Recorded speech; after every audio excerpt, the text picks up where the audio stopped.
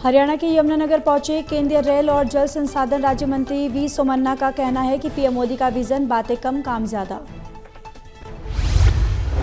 बहुत अच्छा काम वाला है।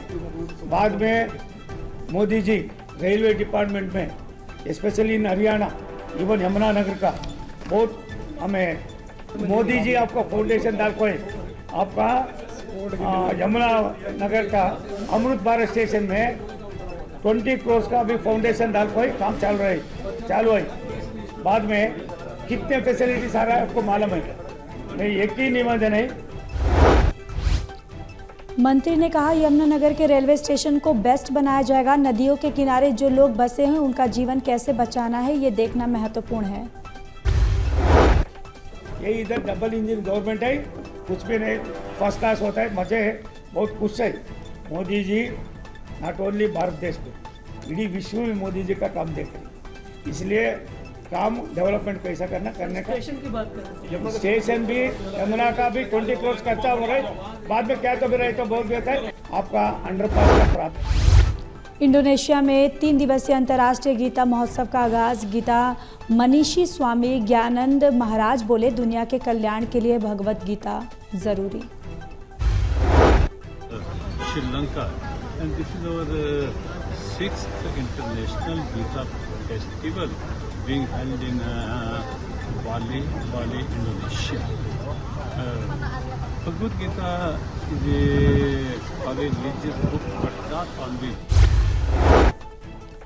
हरियाणा महिला आयोग की चेयरमैन रेणु भाटिया ने कहा, 5000 साल पहले यह आश्वस्त संदेश भारत की पवित्र भूमि कुरुक्षेत्र की धरा से निकला और गीता के मूल मंत्र से ही विश्व का कल्याण संभव।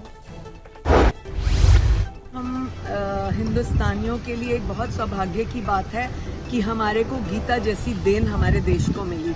प्रभु कृष्ण की ये बहुत बड़ी लीला थी कि देश हमारा भगवत गीता का प्रचार करे और महाराज जी के ज्ञानानंद जी महाराज के सानिध्य में जो हमारे पंजाब के किसानों के लिए खाद, बीज, डीजल और ट्रैक्टर की मदद के लिए हाथ बढ़ाएंगे हरियाणा के किसान।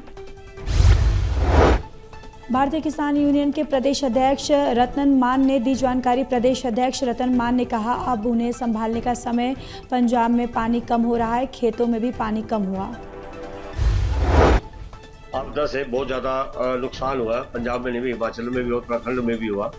बहुत ज़्यादा नुकसान हुआ और हरियाणा की तरफ से भी सभी वर्गों की तरफ से अपने भाईचारे को देखते हुए लगातार वहाँ मदद जारी है और अब उनको संभालने का समय है।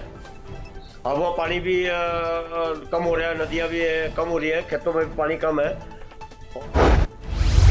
महेंद्रगढ़ में कृषि विभाग ने खाद बीज की दुकानों पर छापेमारी कर सैंपल लिए। उपमंडल कृषि अधिकारी ने कहा, खराब गुणवत्ता के बीज से फसल प्रभावित हो सकती है। अधिकारी ने बताया, सैंपल जांच के लिए लैब भेजे जाएंगे। रिपोर्ट आने पर यदि सैंपल फेल पाया गया तो संबंधित दुकानदारों के खिलाफ कार्रवाई की जाएगी। सैंपलिंग का कार्य होता है जो पिछले कुछ समय से काम की अधिकता की वजह से मैं इस पूरे महीने क्वालिटी कंट्रोल का कैंपेन जो हमारा चलता है वो नहीं चला पाया था।